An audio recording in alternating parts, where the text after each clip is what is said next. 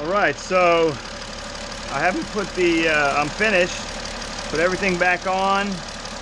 I hadn't put the engine cover back on yet. I'm just testing for leaks, checking for leaks. No leaks found.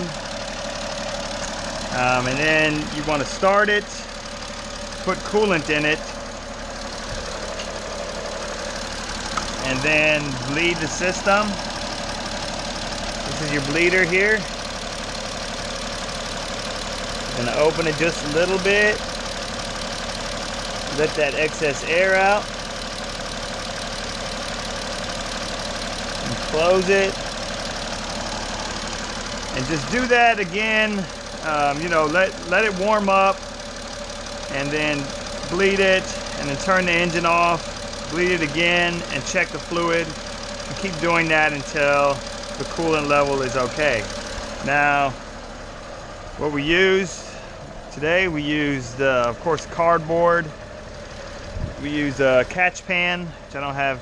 It's over there, the catch pan for the coolant, to catch the coolant. You know, I've got a light.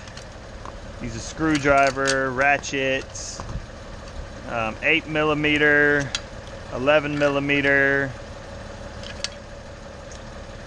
Torx 45 with a extension, 5-inch extension, a 5 Allen, the short extension, and the 5 Allen here as well.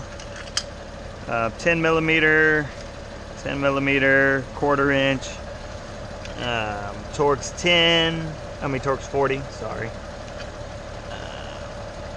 Torx 25, Torx 20, 6mm, E10,